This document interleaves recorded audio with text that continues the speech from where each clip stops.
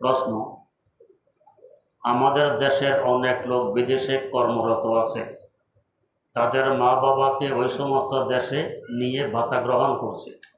এই ভাতা গ্রহণ করা তাদের জন্য শরীয়ত মতে সঠিক কিনা? উত্তর, যে ভাতা টাকা হারাম নয়, হালাল, গ্রহণ করতে পারে।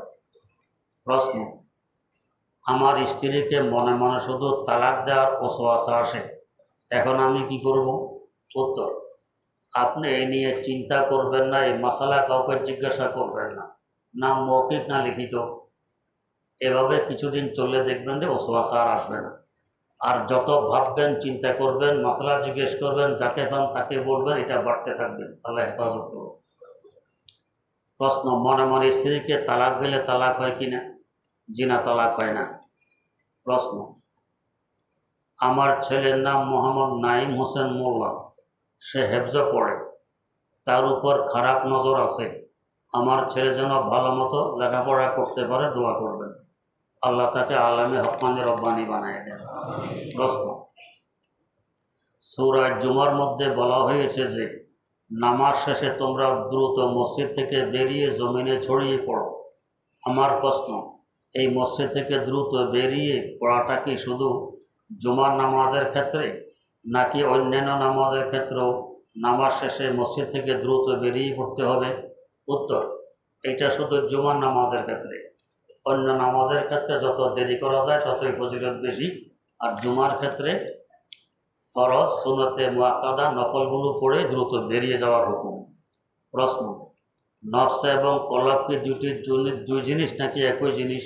উত্তর, দুই জিনিস, এক জিনিস নয়। প্রশ্ন, ওষুধ খাওয়ার শেষে কোনো দোয়া আছে? সব কিছুর পরে আলহামদুলিল্লাহ বলতে হয়। প্রশ্ন, ওষুধ খাওয়ার আগে কোনো দোয়া আছে? উত্তর, ইয়া শাফি আল আমরাজ অথবা আল্লাহু শাফি, এটা বলে খাওয়া ভালো। প্রশ্ন, আমরা সাধারণত ওষুধ খাওয়ার পরে আল্লাহু মাফি বলি, এটা বলা ঠিক কিনা? আসলে মাফি শব্দ এবং না মাফি, আল্লাহ ক্ষমা করনেওয়ালা, এটা বলা হয়। তবে ওষুধ খাওয়ার সাথে তার সম্পর্ক নেই। হ্যাঁ, যদি আকিদা নষ্ট করে খাই, ওষুধ আমাকে ভালো করবে, তাহলে মাফি মাঙ্গা চাই, আল্লাহর কাছে ক্ষমা চাওয়া চাই। প্রশ্ন, রমজান মাসে স্বামী স্ত্রীর দিনের বেলা সহবাস করে রোজা ভঙ্গ হলে সেটা কি কাজা না কাফারা দিতে হবে? উত্তর, কাফারা দিতে হবে। প্রশ্ন, গোমরা আর কাফের কি একই? জি না, কাফের ভিন্ন জিনিস, গোমরা হওয়া ভিন্ন জিনিস। মুসলমানদের কোনো কোনো সম্প্রদায়কেও গোমরা বলা হয়। প্রশ্ন, বর্তমানে প্রচলিত দাওয়াত ও তাবলীগ কি আসলে আল্লাহর রাস্তা? জি, তাবলীগ ও আল্লাহর রাস্তা। তাবলীগ এই আল্লাহর রাস্তা, এটা নয়। সদর তাবলীগে গেলে এটা আল্লাহর রাস্তা, আর বাকি মাদ্রাসা, ওয়াজ নসিহত, খানকা, কিতাব লেখা ইত্যাদি, এগুলো আল্লাহর রাস্তা নয়। সদর তাবলীগ আল্লাহর রাস্তা, এটা ভুল। তাবলীগও আল্লাহর রাস্তা, মাদ্রাসা আল্লাহর রাস্তা, ওয়াজ নসিহত আল্লাহর রাস্তা, খানকা আল্লাহর রাস্তা, কিতাবাদি লেখা এগুলো আল্লাহর রাস্তা। আল্লাহর কাফেরদের বিরুদ্ধে যুদ্ধ করা, এটাও আল্লাহর রাস্তা। এখানে আরেকটি কথা মনে রাখা দরকার, কোরআন এবং হাদিসে যত জায়গায় সাবিলুল্লাহ শব্দ আছে, সাবিল মানে রাস্তা, আল্লাহ মানে আল্লাহ, সাবিলুল্লাহ মানে আল্লাহ রাস্তা। যত জায়গায় সাবিলুল্লাহ শব্দ কোরআন হাদিসে পাবেন, তার দ্বারা উদ্দেশ্য হয় অস্ত্রের যুদ্ধ। সাবিলুল্লাহ দ্বারা উদ্দেশ্য অস্ত্রের যুদ্ধ, অন্য কোনো কিছুকে সাবিলুল্লাহ বলা হয় না। বর্তমানে এটা ব্যাপক আকার ধারণ করেছে, দিনের সকল কাজকে আল্লাহ রাস্তার কাজ বলা হয়। কোরআন হাদিসে সাবিলুল্লাহ পাইলে এটার দ্বারা তাবলীগ উদ্দেশ্য নেওয়া, এটা মোটেও বৈধ নয়। প্রশ্ন, আমরা মসজিদে তাবলীগের ভাইয়েরা প্রায় দাওয়াত দেয় বয়ানে বসার, নামাজ পড়ার, 3 দিনে যাওয়ার। আমি একদিন বয়ানে বসলে ওনাদের সাথে পরে গাছতে বের হলে ওনারা বলেন যে এ দাওয়াতের রাস্তায় বের হওয়া মানুষদেরকে বললে নামাজের কথা তো, এই সময় আমার গায়ে রাস্তায় যে ধুলাবালি লাগে তা নাকি জাহান্নামের আগুন শরীর স্পর্শ করবে না, এ কথা কতটুকু সত্য? উত্তর, এ কথা হাদিসে আছে, তবে এটা যুদ্ধের কথা। যুদ্ধের ময়দানে ধুলাবালি লাগলে এই ফজিলত, এটা তাবলিগের গাছটারই ফজিলত নয়। যুদ্ধের ফজিলত তাবলিগে নিয়ে আসাটা, এটাকে বলে তাহারিফে দিন। দিনকে পরিবর্তন করা, এটা হারাম এবং কবিরা গুনাহ। এ কাজ যে করবে সে ফাসেকে পরিণত হবে, এটা মোটেও ঠিক নয়। তাবলিগ ভালো কাজ, সারা বিশ্বে দিনের এত বড় কাজ অন্য কোনো সংগঠন দ্বারা হয়নি। সবচেয়ে বেশি কাজ হয়েছে তাবলিগের মাধ্যমে। পৃথিবীর যে কোনো প্রান্তে যান, চাই মুসলিম কান্ট্রি হোক, চাই কাফেরদের এলাকা, সব জায়গায় আলহামদুলিল্লাহ দিনের দাওয়াতের জমাতের মাধ্যমে পৌঁছেছে। অনেক বড় কাজ, কিন্তু তার অর্থ এটা নয় যে যুদ্ধের সব ফজিলত তাবলিগে লাগাই দিব, এটা বৈধ নয়। প্রশ্ন, কিছু হামদনাথ ইসলামিক নাশিদের ব্যাখ্যাগুলো ওলামায়ে কেরামের দৃষ্টিতে সঠিক, কিন্তু সেগুলো বাংলা ও হিন্দি গানের সুরে গাওয়া হয়। এভাবে ইসলামিক নাশিদ হামদনাথের বাক্য গানের সুরে গাওয়া যাবে কি? উত্তর, মোটেও যাবে না। এগুলিকে আমরা ইসলামের সংস্কৃতি বলে। এগুলো বর্তমান সীমা ছড়িয়ে গেছে, এর থেকে ফিরে আসা আবশ্যক। প্রশ্ন, গুনাহ ছাড়া, মান্নতের আমল করা ছাড়া, সুন্নতের আমল করা ছাড়া আর কোনো দূরের শরীফ বা আমল আছে কি যেটা পড়লে রাসূল সাল্লাল্লাহু আলাইহি ওয়াসাল্লামকে স্বপ্নে দেখা যায়? উত্তর, আমার জানা নেই। এখানে আমাদের বড়দের রুচি যে আমলের মাধ্যমে জোরপূর্বক হুজুরকে স্বপ্নে দেখার চেষ্টা করা, এত দুঃসাহসিকতা দেখানো উচিত নয়। আমি সুন্নতের উপরে চলবো, ইনশাআল্লাহ আল্লাহ পাক চাইলে এমনি আমাকে দেখাবে। প্রশ্ন,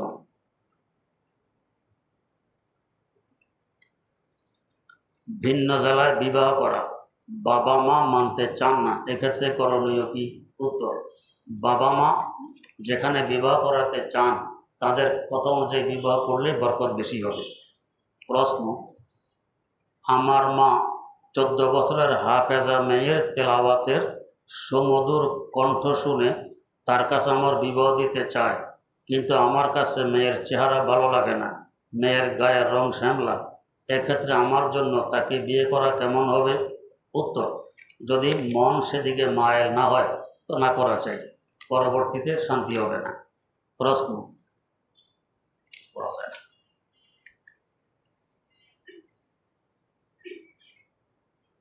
আহলে হাদিস ভাইয়েরা যে আকিদা পোষণ করে, তাদের আকিদা অনুযায়ী তাদের কি ঈমান আছে? তাদের সাথে কি বিবাহ শাদীর সম্পর্ক করা যায়? উত্তর, ঈমান নাই একথা বলা যাবে না, তবে বিবাহ শাদীর সম্পর্ক করলে অশান্তির সৃষ্টি হবে। ও এক ধরনের, আপনি আরেক ধরনের, দুজনের মধ্যে মিল হবে না, অশান্তি হবে, তাই হুঁশিয়ার থাকা চাই। প্রশ্ন, আহলে হাদিস ভাইদের যে আকিদা, ভাইয়েরা যে আকিদা পোষণ করে, তাদের পিছনে অথবা তাদের মসজিদে নামাজ পড়া যাবে কি? উত্তর, নামাজ পড়া যাবে, তবে যদি দেখেন পিছনের রাস্তা দিয়ে বাতাস বেরিয়েছে, তারপরে ইমাম সাহেব ওযু করেননি, অথবা রক্ত বেরিয়ে গড়িয়ে পড়েছে, ওযু করেননি, এই অবস্থা তাদের পিছনে ইক্তেদা করা যাবে না।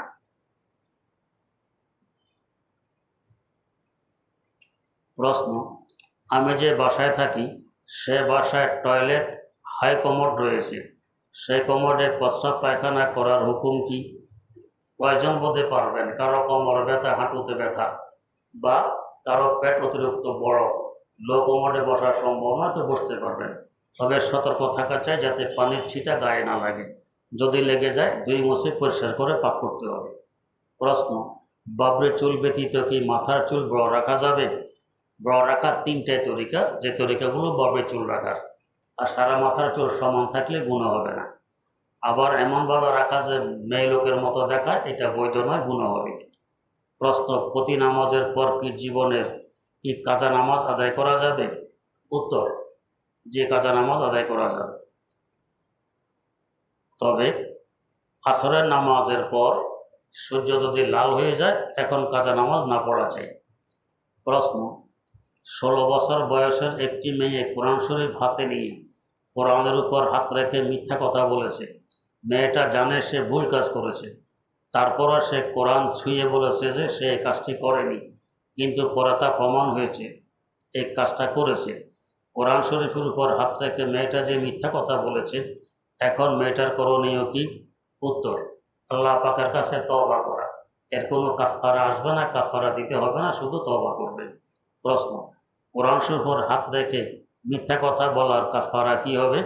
আল্লাহ পাকের কাছে তওবা হবে, আর কোনো কাফারা নেই। প্রশ্ন, মাদ্রাসার কৃতি বোঝা যায় না কি লেগেছিল। প্রশ্ন, আমরা যখন কারো ভালো কিছু দেখি তখন মাশাআল্লাহ বলতে হয়, কিন্তু আমরা তো বলি বাহ, খুব ভালো, কি সুন্দর ইত্যাদি। এক্ষেত্রে মাশাআল্লাহ না বলায় চোখের নজর লাগতে পারে। তাদেরকে যদি বলি মাশাআল্লাহ বলতে, তারা বলে এখন তাদের এরকম কথার কারণে তো আমাদের ক্ষতি হয়, নজর লাগে, কিন্তু আমরা তো চাই না এমন হোক। এক্ষেত্রে আমরা কি করব?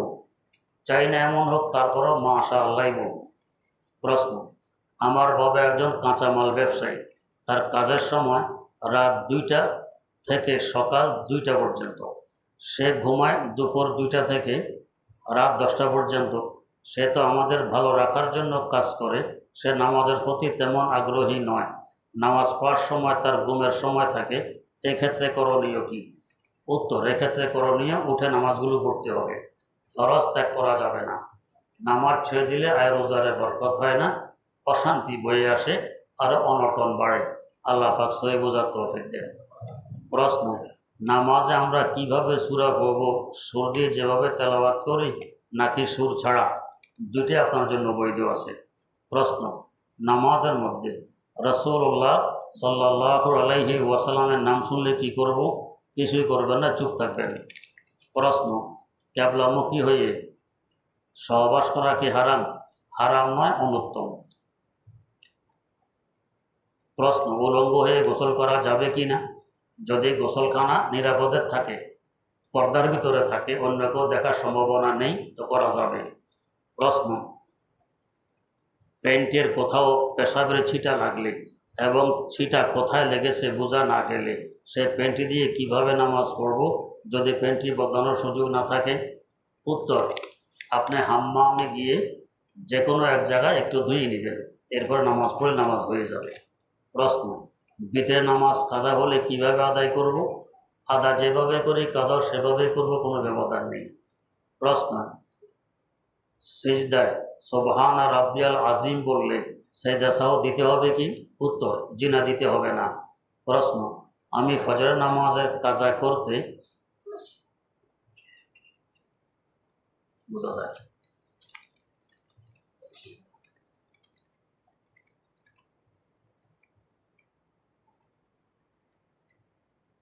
কোনো ব্যক্তি এমন অসুস্থ হয়েছে যে সে কোনো নামাজ আদায় করতে পারছে না, এই মুহূর্তে যদি সে মারা যায় তখন ওই কাজা নামাজের কোনো কাফারা বা তার কোনো পদ্ধতি আছে কি না? নামাজ ফরজ হয় 2 শর্তে। এক শর্ত হলো অন্তত ইশারা দিয়ে হলো নামাজ পড়ার শক্তি থাকা। 2 নম্বর শর্ত হলো হুঁশ থাকা। হুঁশ নেই, ইশারারও শক্তি নেই, নামাজ ফরজ থাকে না, কাজা কাফারা কিছুই লাগবে না। অথবা হুঁশ নেই শক্তি আছে, কিংবা শক্তি নেই হুঁশ আছে, এই সময় নামাজ ফরজ থাকবে না, কাজা কাফারা কিছু লাগবে না। যার কথা বলছেন তার যদি অবস্থা এমন হয় যে হুঁশ নেই, শক্তি নেই, অথবা যে কোনো একটা নেই, তার উপর নামাজ ফরজ থাকবে না, কাজা কাফারা কিছু লাগবে না।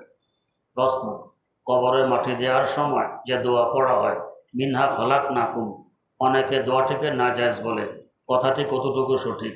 কথাটি সঠিক নয়, এ দোয়া পড়ে আমরা মাটি দিব। প্রশ্ন, মুসলিম ওজুতে মাতামাসি করার সময় আসলে কল ছাড়া রেখেই মাতামাসি করতে থাকে, এটা কি ইসলামী শরীয়তে জায়েজ আছে? উত্তর, এটা অপব্যয়ে শামিল, তাকে ইসরাফ বলা হয়, গুনাহের কাজ। কল বন্ধ করে তারপরে মাতামাসি করব, পানিগুলো যে নষ্ট হয়ে যাচ্ছে, এ পানিকে আমি সৃষ্টি করতে পারি? পারি না, নষ্ট করার অধিকার আমার নেই। প্রশ্ন, সূরা কাফিরুন 4 বার পড়লে কি একবার কোরআন খতম করার সওয়াব হয়? উত্তর, জি না, এভাবে হাদিসে নেই। প্রশ্ন, জুমার দিন খুতবা চলাকালীন সময়ে বেশিরভাগ মুসলিম খুতবার দিকে মনোযোগ না দিয়া দুনিয়াবি কথাবার্তা বলে, এদিকে তাদের গুনাহ হয়? উত্তর, ওয়াজিব তরক করলে যাই গুনাহ, ঈদের নামাজ না পড়লে যেমন গুনাহ, বিতের নামাজ না পড়লে যেমন গুনাহ, জুমার খুতবা না পড়লে এমন গুনাহ, ঈদের খুতবা না শুনলে এমন গুনাহ, বিয়ের খুতবা না শুনলে এমন গুনাহ, মনোযোগ দিয়ে খুতবা শুনতে হয়। প্রশ্ন, বেশিরভাগ মুসলিম নামাজে যতটা সম্ভব ছোট সূরা দিতে পছন্দ করে, কিন্তু অতি আল্লাহওয়ালা বন্দারা নামাজে বড় কেরাত নিতে পছন্দ করে। তাহলে কি একবার ফরজের ঘাটতি 70 রাকাত নফল দিয়ে পুরা করবেন, নাকি ছোট বড় কেরাতের কারণে রাকাতের পার্থক্য ঘটবে? যদি আপনার দায়িত্বে কাজা নামাজ থাকে তো লম্বা সূরা দিয়ে নফল না পড়ে কাজা নামাজ আদায় করবেন, এটা ফরজ।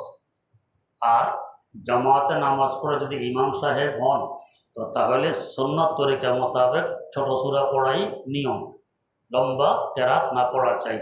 অনেকের প্রস্রাব পায়খানার ব্যাগ থাকতে পারে, গাড়ি চলে যেতে পারে, চোর ডাকাতের ভয় থাকতে পারে, বাড়ি না পৌঁছার ভয় থাকতে পারে, ইত্যাদি ইত্যাদি। তার যতটুকু সম্ভব সংক্ষেপে নামাজ আদায় করা চাই ইমামের জন্য।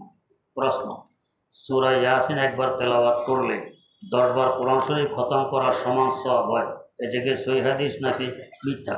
উত্তর, মিথ্যা নয়, হাদিসে বর্ণনা আছে একবার পড়লে 10 খতম কোরআন শরীফের সওয়াব পাওয়া যায়।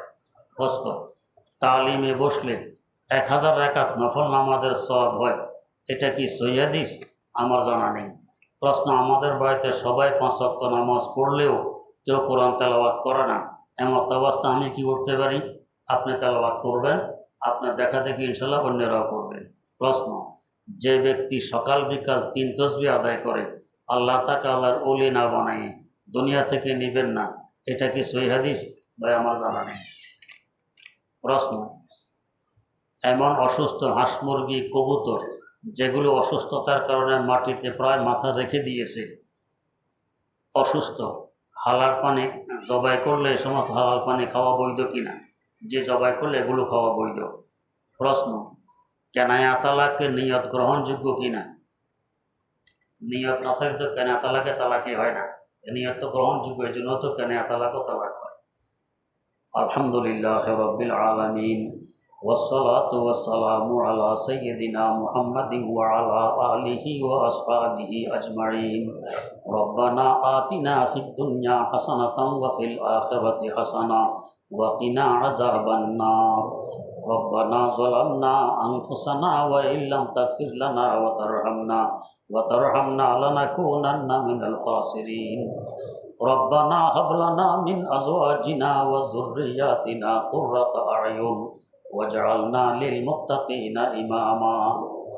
রব্বিজআলনি মুকিমাস সালাতি ওয়া মিন যুররিয়াতি রব্বানা ওয়া তাকাব্বাল দুআ। রব্বানা ইগফিরলি ওয়া লিওয়ালিদাইয়া ওয়া লিল মুমিনিনা ইয়াওমা ইয়াকুমুল হিসাব। রব্বানা ইসরিফ আন্না আযাবা জাহান্নাম ইন্না আযাবাহা কানা গরামা। আয় আল্লাহ, জীবনের সমস্ত গুনাহগুলো ক্ষমা করে দেন। আল্লাহ ভবিষ্যতে গুনাহ খাতা থেকে হেফাজত ফরমান। বেশি বেশি নেকি কামাই করার তৌফিক দিন। মনের সকল জায়েজ আশা আকাঙ্ক্ষাগুলোকে পূরণ করে দিন। কদমে কদমে দস্তগিরি ফরমান। আপনার মানসা অনুযায়ী রেজা মোতাবেক আমল করার তৌফিক দান করুন। শেষ নিঃশ্বাস ত্যাগ করা পর্যন্ত এখলাসের সাথে ইলমি এবং দ্বীনি খেদমতে নিয়োজিত রাখুন। আয় আল্লাহ, বিনা হিসাবে জান্নাতুল ফেরদাউসের মালিক বানিয়ে দিন। জীবনের সকল ন্যাক দোয়াগুলোকে কবুল করে নেন। সুবহানা রাব্বিকা রব্বিল ইজ্জাতি আম্মা ইয়াসিফুন ওয়া সালামুন আলাল মুরসালিন ওয়াল হামদুলিল্লাহি রাব্বিল আলামিন।